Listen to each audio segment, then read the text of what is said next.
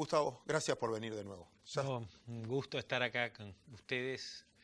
Uno se siente como en su casa. Es tu casa, sos parte de nuestro equipo, ya nos ayudaste bastante. Ayúdanos un poco en el editorial que hacíamos con Santi. Los prejuicios que existen sobre tu actividad, muchos deben estar cansados de decir, ustedes venden solo recursos naturales, que no hacen nada, la tecnología, todo lo que invierten. Contanos un poquito. Sí, son dos prejuicios, ¿no? En uno, ¿no? Uno es ser empresario y otro además ser del campo. Es como ser judío y negro, digamos, más o menos, las dos cosas juntas. Mira, yo creo que los prejuicios vienen de en general, me parece que hay mucha gente que prefiere tener razón a aprender. Es decir, cuando vos querés tener razón siempre y no tenés una actitud curiosa frente a la vida, frente a las cuestiones, siempre uno trata de explicar todo en relación a... Entonces, si a alguien le va bien o si alguien tiene otro negocio que es exitoso o no exitoso, siempre hay una serie de cosas que... Es como una actitud, ¿no? Como que el relato mata al dato, digamos, por decirlo de alguna manera. Y la sociedad va en eso, ¿no? Porque siempre las verdades son a medias, está siempre el que escribe, el que gana escribe la historia, pero el que pierde también escribe la suya, entonces no hay posibilidad de recrear una historia conjunta. Yo creo que en Argentina pasa eso, ¿no? De que alguien dice, ¿por qué estos tipos piensan como piensan? Y piensan como piensan porque tienen un relato sobre la historia, sobre que la justicia no es tal como se la ve, sobre como que la historia lo escribe un capitalista que le va bien, pero al tipo que le va mal no puede escribir la historia. Entonces está toda esta cuestión y me parece a mí que la falta de un debate tranquilo, un debate basado en datos, abierto, amplio, que trate de aprender o que se trate de aprender uno de otro, es lo que falta para reconstruir, digamos, ese ambiente de confianza tan necesario. En el caso del campo es todavía un poco peor porque el campo es algo aislado de la ciudad, las historias y los relatos se escriben en las ciudades, especialmente en Argentina, en Buenos Aires. La gente de campo es gente solitaria, es gente que vive solo con la naturaleza y con sus problemas, gente muy operativa, está todo el día pensando en cómo resolver el problema de la cosecha, del camión, del fertilizante, no tiene un pensamiento porque no tiene tiempo y sobre otras cuestiones más profundas e integradas con el resto de la sociedad, y entonces se genera una, digamos así, una división o un desconocimiento aún mayor. Los últimos años, después de la crisis del 2008, de la 125, yo creo que en general hubo una sola cosa buena de la 125, que es que la sociedad en su conjunto descubrió al campo un poco más. Si bien hay prejuicios, en general, antes de la 125, los del campo luchábamos para que se conozca lo que pasa en el campo, la tecnología, los emprendedores, etcétera, etcétera, y nos costó mucho. Ahora existe un prejuicio, pero ese prejuicio también tiene en cuenta que es lo que habitamos el campo, somos emprendedores, abocados a la tecnología, que producimos, que exportamos, que tenemos algún tipo de rol en la construcción de la Argentina. Te repregunto, perdón Santi, y ya te dejo, te repregunto sobre lo primero. Yo también tengo a veces ese prejuicio y es muy común que cuando das una charla económica decís, bueno, quizás la cosecha ahora nos salve o nos pasó lo que nos pasó porque tuvimos la peor sequía en X tiempo y utilizamos eso que en el fondo no tiene que ver solo con una cosecha. Hubo mucha inversión atrás, hubo mucha inversión tecnológica, emplean gente. Contame un poquito desde ese punto de vista cómo desmitificamos que, por ejemplo, que el campo no da trabajo y que solo dependemos del clima. Bueno, ese es otro prejuicio, porque se desconoce, es una mirada muy lineal. O sea, le parece a uno que el campo es un tractorista que va arriba de un tractor, digamos, y no se fija que ese tractor o esa sembradora está hecho en una fábrica de la metalmecánica, ¿no es cierto? Que más o menos un tercio de la industria siderúrgica en Argentina va a la metalmecánica vinculada con el campo, o que una pick-up o que un camión es la industria automotriz. Toyota, que es nuestra fábrica de autos emblemática, es la única competitiva por sí sola que tenemos en Argentina. Siempre el presidente me dice, hicimos esa fábrica de pick-ups en Argentina porque hay agricultura. Si no hubiera agricultura lo hubiésemos hecho en otro país. Entonces uno empieza a descubrir que esto no son esquemas cerrados o compartimentos estancos, ni siquiera cadenas de valor, son ecosistemas que se atraen. O sea, cuando los ecosistemas son de más alta calidad, atraen otras cosas de alta calidad y entonces se genera un círculo virtuoso que es lo que genera un desarrollo sustentable o sostenible en el tiempo. Pero ese prejuicio no es solamente de gente que no estudió, hay muchos académicos muy importantes que tienen ese prejuicio. Son gente que también prefiere tener razón a aprender y se quedan con una idea de un profesor de la década del 60 o de la década del 70 y no siguen evolucionando o trabajando las ideas y modernizándolas. ¿Hoy la tecnología es clave dentro de los negocios del campo? Sí, es pura tecnología. Cada centímetro, digamos, vos pones una semilla, la semilla viene de la biotecnología, los laboratorios, hay toda una ingeniería para producir las mejores semillas. Las máquinas tienen mucha electrónica, la demanda de electrónica por parte de las máquinas es intensa. La petroquímica, los fertilizantes, la industria química, los agroquímicos o los fitosanitarios y su industria química fina de alta calidad. Bueno, obviamente la industria automotriz, todos los servicios que están alrededor. Y eso se va sofisticando. Ahora se usa también mucho la agricultura de precisión, que es información también, satelital. cierto. Bueno, nosotros con INVAP fundamos una empresa Frontec de agricultura, así que conozco bien el caso. Nos encanta hablar del INVAP, a mí también me encanta hablar del INVAP, me parece que es un ejemplo de modelo. Pero el INVAP, uno no come satélites. Los satélites sirven para producir alimentos, entre otras cosas, o información que sirve para producir alimentos. Es decir, que el valor agregado del satélite está en su aplicación agrícola y no al revés. Claro. También hablamos que hay que exportar satélites, pero el mundo no come 200 millones de toneladas de satélites. Lo que podemos vender son 200 millones de toneladas de alimentos. Entonces, nos olvidamos de que estamos en ecosistemas complejos y que el campo es parte de ese ecosistema. Si me preguntas si el campo va a salvar a Argentina, la cosecha, no, evidentemente no. O sea, Argentina no tiene destino, sino tiene una matriz económica diversificada, alargada. O sea, esos granos tienen que alargarse, tienen que producirse productos con mayor transformación, tiene que incluir a más cantidad de gente. Pero bueno, es algo que tenemos y que funciona. No es parte del problema, es parte de la solución. Gustavo, esto te lo pregunto desde el desconocimiento total, porque mencionaste vos durante tu respuesta los agroquímicos, los fertilizantes. ¿Cómo están vistos en el mundo? ¿Cómo están vistos en la Argentina? ¿Están habiendo avances sobre eso, sobre lo malo o bien que hacen? Sí, los agroquímicos o los fertilizantes pasan por un proceso de prueba como la medicina, como los medicamentos, donde es probados para ver si tienen impacto sobre la salud, sobre el medio ambiente, Exacto. y después recién ahí son aprobados. Así que lo que uno usa es lo que ha sido aprobado y se aprueba para utilizarlo en determinadas condiciones. Es decir, si te comes 200 vallaspirinas, a lo mejor tenés una indigestión, claro. No fue hecho para eso. Dicho eso, desde hace 35 años, donde yo empecé a trabajar como ingeniero agrónomo, la vara se va subiendo. O sea, cada vez hay más restricciones y se están utilizando productos que tienen cada vez menos impacto sobre el medio ambiente. Bien. Ahora, impacto sobre el medio ambiente tienen, porque cuando uno cosecha soja, maíz, en realidad cuando se lleva los granos y los exporta o vos te los comes, estás exportando nutrientes también. O sea, te llevas potasio, te llevas fósforo, te llevas calcio, que tenés que reponerlo en el suelo.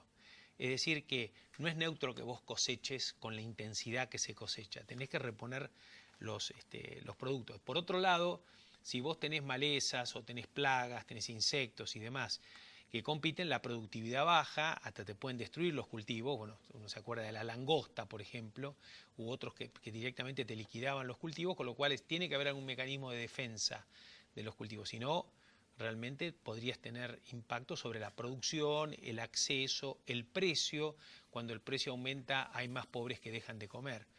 Entonces, es parte de un equilibrio, digamos, donde el Estado, las reglas y demás tratan de ir regulándolos y llevar el sistema hacia sistemas mejores. Yo creo que en el futuro va a haber productos biológicos que van a controlar las malezas y las enfermedades, porque hacia eso va la investigación. Yo creo que se va a hacer también la producción con menos uso de fertilizantes probablemente, pero faltan algunos años. Vamos a otro prejuicio, algo hablabas del derrame de la actividad del campo, alguien que compra una cosechadora, a cuánta gente le termina dando trabajo.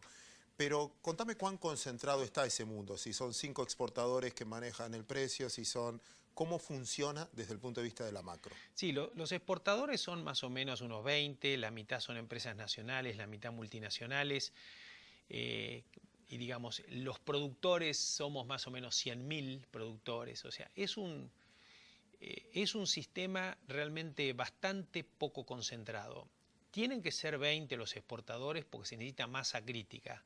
Uno no se puede poner a llenar un barco con 100.000 personas que lleven un tachito con grano. Tiene que haber algún nivel de concentración, si no es inviable. Pero bueno, también están las cooperativas, que de alguna forma tratan de concentrar a esos productores. Y es un juego donde la competencia es bastante buena. O sea, se puede hablar de que hay competencia, hay mercados bastante transparentes, líquidos, hay mercados de futuros, hay de opciones, los hay acá y los hay en Chicago. Los productores pueden trabajar en uno u en otro lado. Es decir, es un sistema donde el mercado arbitra bastante bien los costos de transferencia o los precios de transferencia.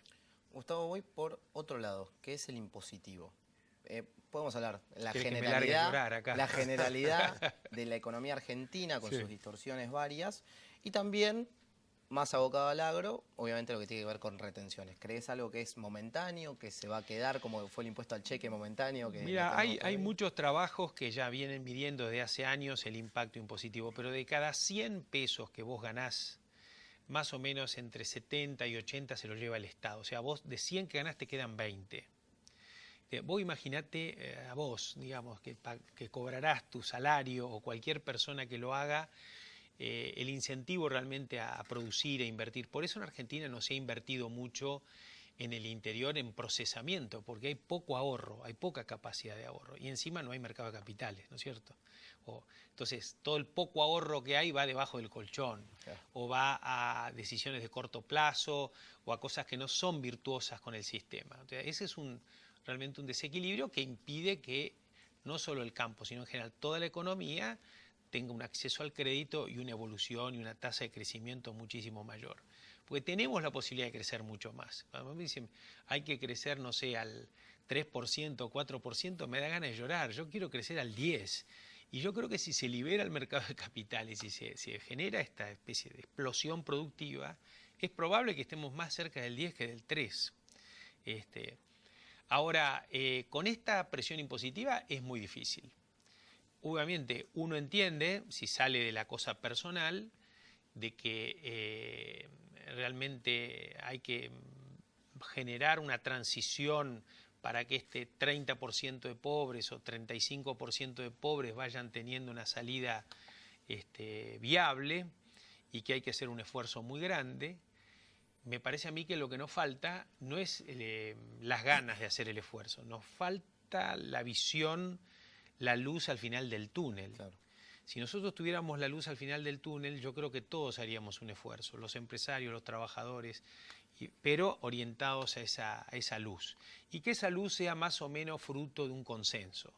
No podemos estar discutiendo si a esa luz llegamos en un tren, en un barco, con arcos y flechas o con, no sé, un exocet. ¿Cambia o no en la cabeza de, particularmente voy al empresario agropecuario, lo que pase con las elecciones, de cara a las elecciones? Siempre, no particularmente de esta, sino del anterior también. A mí me parece que en un sistema democrático es bueno que haya varios partidos políticos, inclusive que haya recambios. Yo filosóficamente estoy en contra de las reelecciones. Yo creo que los presidentes tendrían que estar 5 o 6 años sin reelección. Bien. Me parece a mí que si hay reelección, el presidente está más concentrado en la reelección que en el hacer cosas estructurales de largo plazo. Pero más allá de eso, bueno, ahora se permite una reelección como parte del sistema. Me parece que eso, lo que molesta muchísimo, lo que genera inquietud, es la discusión de si somos capitalistas o no somos, si vamos al mundo o no vamos al mundo, si Estados Unidos es parte de la solución o del problema, si América Latina nos integramos y de qué manera. Es decir, nos preocupa mucho los cambios permanentes de dirección estructural. ya no es un problema de hacia dónde va el barco, es un problema de si el barco es el medio de, digamos, de transporte o no. Claro. Entonces me parece a mí que una alternancia dentro de, con todas las variaciones y las opiniones, y eso es sano. Lo que no es sano es hoy tener unos impuestos, mañana tener otros, hoy tener una economía cerrada, mañana abierta, después cerrada, hoy un tipo de cambio subvaluado, otra sobrevaluado. Es decir, esos cambios tan terribles que hemos tenido de timón en las últimas décadas es lo que nos lleva a esta situación. Gustavo, por último de mi parte, teniendo en cuenta como emprendedor, empresario, exitoso en la Argentina, quiero que le hables a la edad de Santi, a la edad de mis hijos, a la edad de tus hijos. ¿Por qué se tienen que quedar en Argentina o por qué vale la pena la Argentina? ¿O le dirías, mira, la verdad, probá suerte en otro lado? Como diría Yupanqui, me gusta el aire de aquí. Yo creo que la felicidad, o si eso es el éxito, ¿no? Ser feliz, o como decía Amartya Sen, ser libre, ser autónomo, ser empleable, digamos, no depende mucho del lugar, digamos, o sea, depende, sí, no depende que estés en otros lugares, sino en el lugar donde vos te sientas de ahí, y que es donde están tus amigos, tu aire, tu clima, me parece a mí que, por lo menos es lo que yo siento, o sea, yo no me veo diciendo, uy, esto es un desastre, me voy a vivir a otro lugar. Pienso que, bueno, uno está acá y es el lugar donde vinieron tus abuelos y demás. También es cierto que voy a contradecir esto, ¿no? Porque mis abuelos estaban en un lugar y vinieron para acá. Así como ellos cambiaron de lugar buscando otra, y más en digamos, en tiempos de la globalización, donde no importa tanto dónde estés, también estaría. Yo creo que yo elegiría Argentina, ustedes hagan lo que quieran, primero porque hay oportunidades, porque hay buena calidad de talentos humana, hay potencial en los recursos. Me parece que de lo que se habla de las grietas y demás son grietas truchas, no son grietas, son parte de una discusión de una sociedad vibrante, digamos, en lo político. Yo creo que grietas hay en otros países que conozco donde realmente la diferencia entre ricos y pobres, no la diferencia de guita, sino la diferencia de expectativas, claro, es muy grande. Acá felizmente la diferencia de expectativas no son grandes, todos tienen el deseo de ser clase media o de estudiar o de progresar, y me parece que por eso tenemos que luchar. Y finalmente lo que te hace feliz no es lo que tenés en términos materiales, sino lo que te ha podido realizar como ser humano, como trabajador, como profesional. Nos quedaremos entonces. Nos quedamos. Bueno. Muchas gracias, Gustavo. Gustavo, muchísimas gracias.